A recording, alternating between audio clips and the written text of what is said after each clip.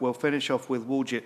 Waljit's a direct contemporary of mine who's going great guns with kispeptin and all sorts of research related to the proximal area to the gonadotropin. But now today he's going to talk about research because he's obviously forged a very successful career in research, and you must be only mid-40s in terms of your age, so he's a young academic who's just reaching his peak. So this is how Waljit has made it to where he is. Thank you. Thanks, Miles, for that kind of introduction. So I'm definitely not an established consultant. On a post-take ward round for acute medicine about a week ago, I was asked by one of the senior nurses while I was the registrar, so it's good. I'm still relatively young. Okay, so what I'm going to talk about is general research pathways in endocrinology, and I think the most important slide, that's just my conflicts, is this one, and this is kind of what has been designed as what's called the integrated academic training pathway, but probably the most important thing to say about this pathway is that you can hop on and off. So the idea is that if you want to get involved in research for a year or so to help your CV prospects to get a consultant job and never touch research again, probably not a good idea, but as Paul said, research is going to become integrative as part of clinical practice. And so ideally, everybody should be doing some research, and the reason it's not available to everybody is obviously money.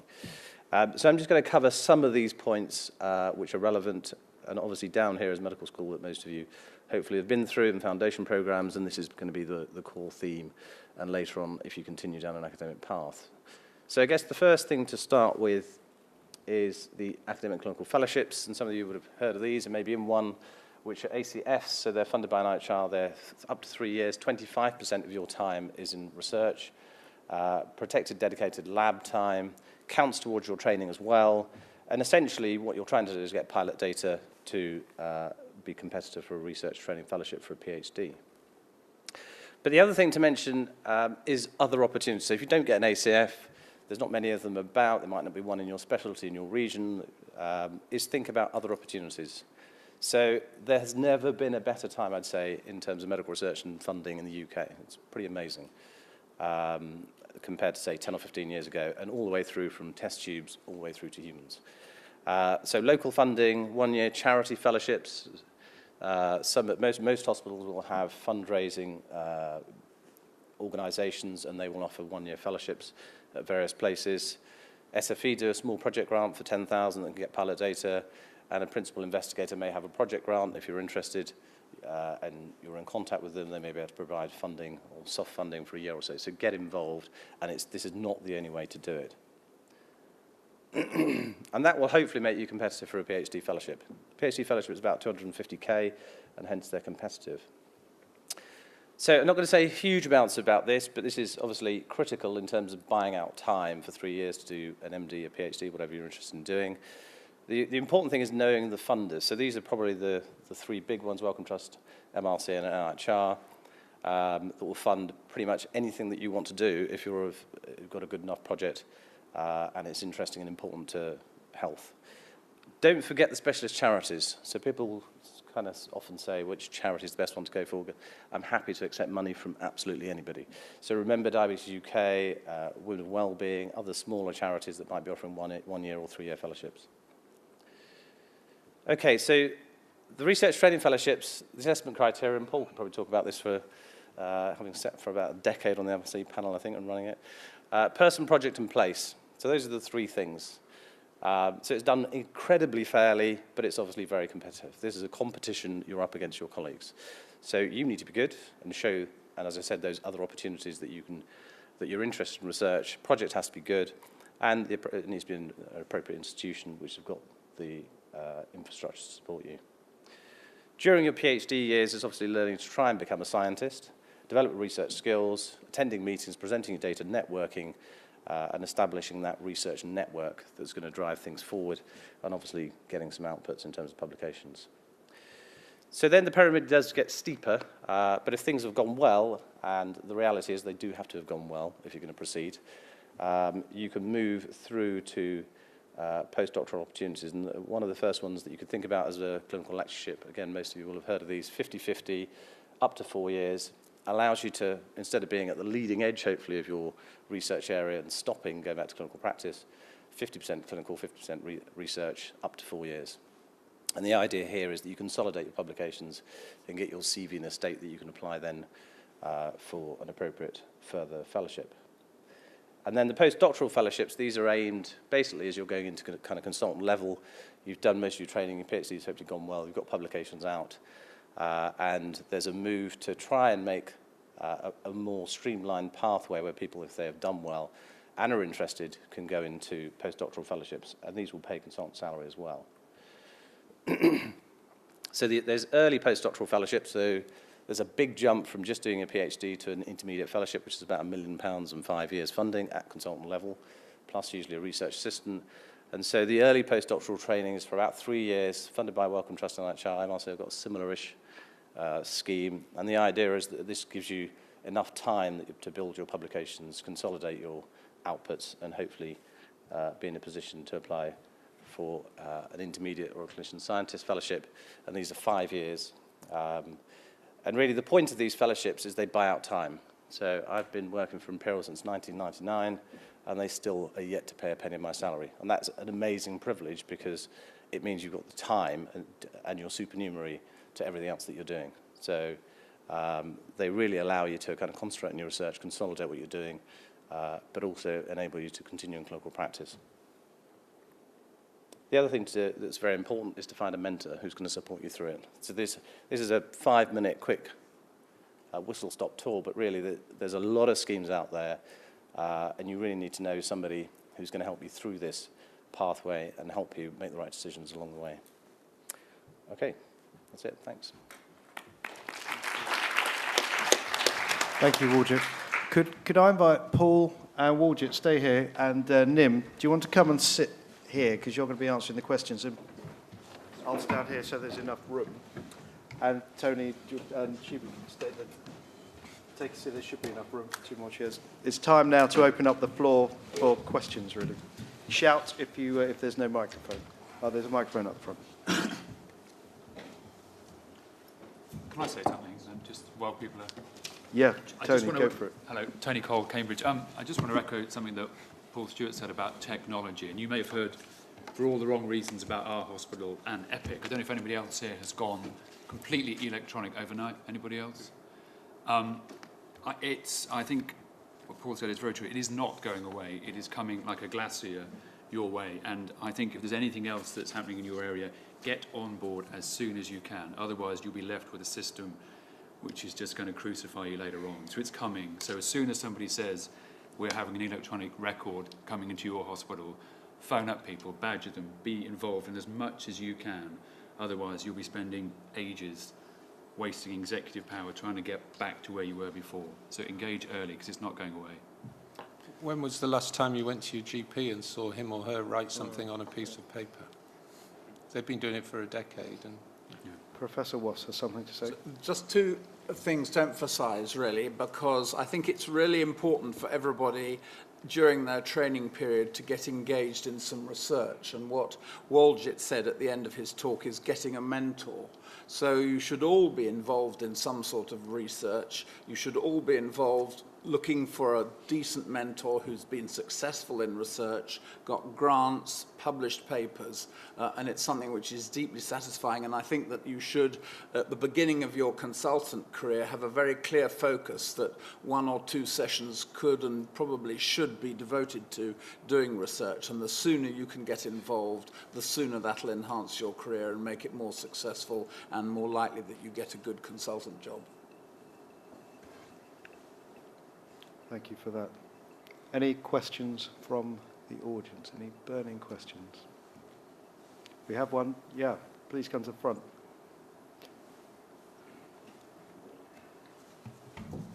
Hello. So a lot of the presentations today were based around people that want to go down the research pathway.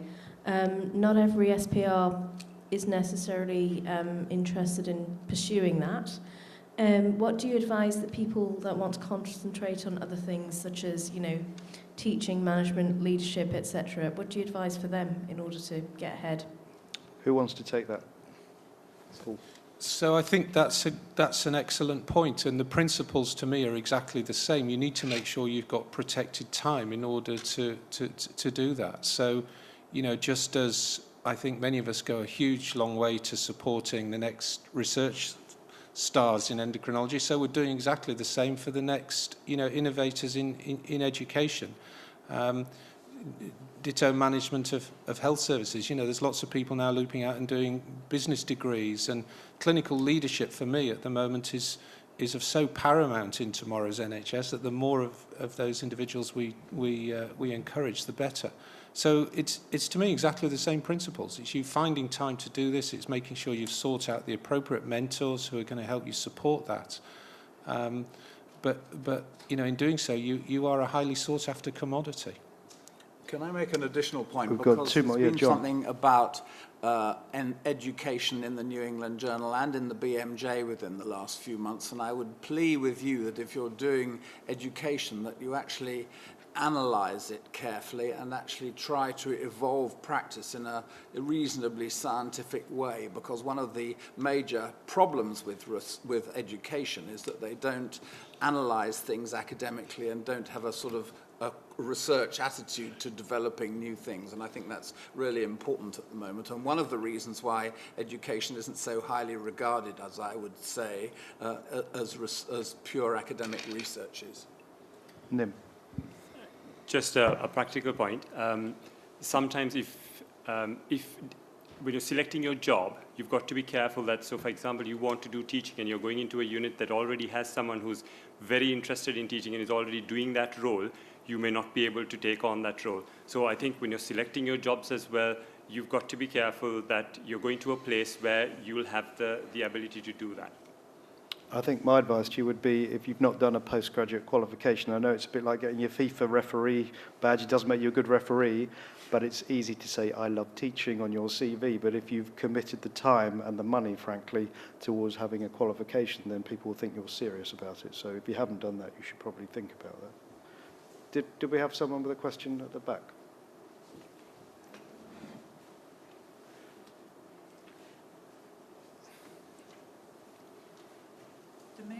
I wanted to pick up as a practical point the suggestion for looking for small project grants from the Society for Endocrinology, and say, do explore also what the smaller charities can offer.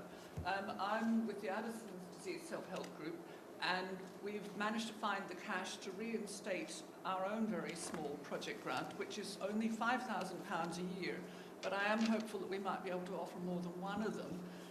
Our money is aimed to be a top-up, or it's towards hard costs, not staff costs, obviously. But if you have an existing project that's running a bit short to cover your lab bills, do get in touch.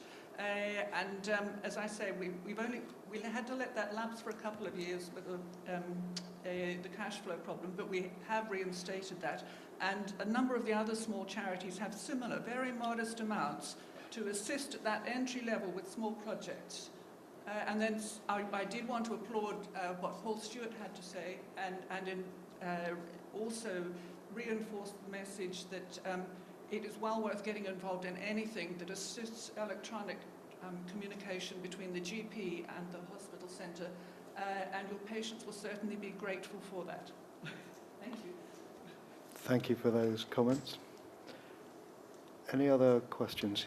You can shout if you like. Yeah. So obviously Paul mentioned, getting specifically at those times protected research or management or education. How do you make that case to a trustable board? So if you couldn't hear, it's how do you convince your future employers that they should give you the time to do all the nice things that we think we should be doing as well as seeing patients? So I think it's challenging, and the kind of elephant in the room that we haven't really talked about here, but sadly this profession is still, badged with the acute medicine ticket. We're well aware of that in terms of that critical burden of service delivery. To me, the pinch points I referred to do come. You have that opportunity when you first take up your consultant job. There's a little bit of bartering there, and I think we've heard today the temptation from all of you is to grab the very first job that comes on offer. There will be no shortage of employment, and your opportunity at that stage to make sure you get the right job for you is key. The one thing I should say is in doing that, whatever it is, 20-25% of free time, you've got to be able to come back and justify that you've delivered on it. So if you're going to be, getting the NIHR grants or doing, if you don't do it, then, it's not a free ride. Ditto education. If you're not innovating in education, and you can't come back and show that at your annual appraisal, don't expect still to have the same job plan going forward. But I think if you can do that and have a tangible, realistic plan of what you're going to do in that space, I think there's lots of progressive trusts that are going forward on that basis. Just a couple of quick things to add to that. I think that endocrinology and diabetes aren't going to continue to shoulder a large burden of general medicine. I'm a pathological optimist, I'm afraid, but basically I think that a lot of other specialties are going to have to take on the general medical load in the future, because more and more patients are coming in, and there is a necessity even for trainee dermatologists to think about doing general medicine, although there's quite a lot of resistance to this in a number of specialties. I'm sure that's going to be the future. The second thing is that some trusts, like Bristol, actually routinely allocate to those consultants who want to, when they begin their consultant career, 2 PAs. And as Paul says, they need to produce data and do decent research which can justify those being continued. But there are some trusts in the country which actually do routinely, for young consultants, give PAs for research to those who want it. So that's another cause for optimism, I think. Thank you, John. Any other comments from the panel? So there's also the clinical research networks, which people may have heard of, the CRNs. So up and down the country, pretty much in every trust, if you recruit patients to clinical trials that are on the portfolio, the trust will get money and can reimburse your salary. So job plans, I think as Paul's alluded to, will change. And actually, if you're showing that you're bringing in recruitment for trials, whatever, if that's what you're interested in doing, there's a funding stream that goes with that. Waljit, while you're on the microphone, you said there's never a better time Yep. or something to get money, which as a non-academic, I didn't know. So can you just expand on that? Well, we're about to come to the comprehensive spending review, so hopefully that won't change. But the last 10 years, I guess, the NHR budget is £1 billion. MRC is similar, and Wellcome Trust is enormous. So, and I started out doing very basic animal type research for my PhD, and moved very translational because that's where my research has taken me. But there wasn't those funding streams 10 years ago. And that's completely changed, and if you've got a good idea and you think it's medically important and you've got the infrastructure to do it, I think pretty much you can get anything funded if it's good enough quality. And at the moment, we're still in a good place where there's sufficient funding for particularly the translational research. I totally support that. There's 3.4 billion a year at the moment spent on the spectrum, the full spectrum of translational medical research in the UK, and that really does set us at the forefront of Europe. So although funding will continue to be, we've got to fight for every penny, and the future's uncertain. But if you've got a good idea, you'll get it funded. Other comments? Sheba. So it's really a question to Professor Stewart.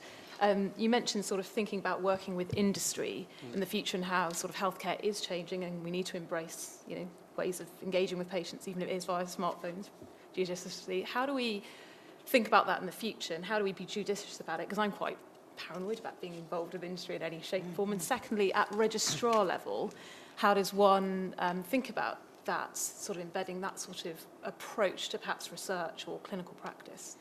Well, I think you touch on a very important issue, and my philosophy about engagement with industry, which I've done a fair amount of in my career to date and continue to do so, is can I put my hand on my heart and say I'm always putting the patient first?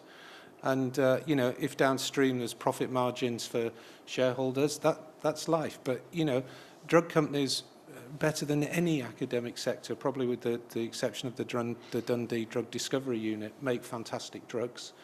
They're at the forefront, as we've seen, of much of the innovation, particularly those of us that have seen our pituitary surgical results go forward. That's all driven by new kit in the SME. We still make great technologies, and we've got to, I think, look at ourselves in terms of helping take those ideas forward, because underpinning that is actually wealth creation. We can't just keep going back every comprehensive spending review asking for more money in the NHS. It's unsustainable without thinking of new ways we can be at the forefront of of driving the growth agenda. And there's lots of opportunities for stuff we do on a daily basis for driving that agenda. But keep your own ethical mandate high in terms of why am I doing this? And to me, the test is, am I putting the patient first? Yeah.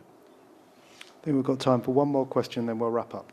Thank you. It's almost a comment now that the question's been asked, but what I want to reassure SPRs here is just what Paul said.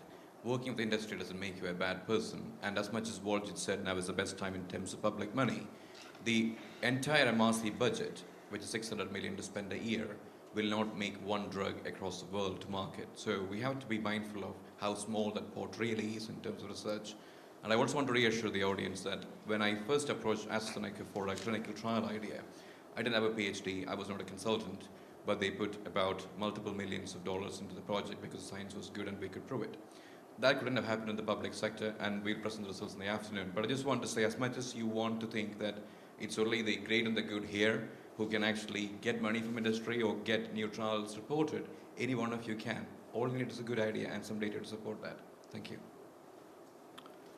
Thank you for that. So I think this has been a decent session, and I think it's a shame it wasn't better attended, because I think there's a lot of salient things. I mean, just to recap, we've had Nim, who is a new consultant, giving you basically some fireside chat rules about how he's got through the first few years of consultant post.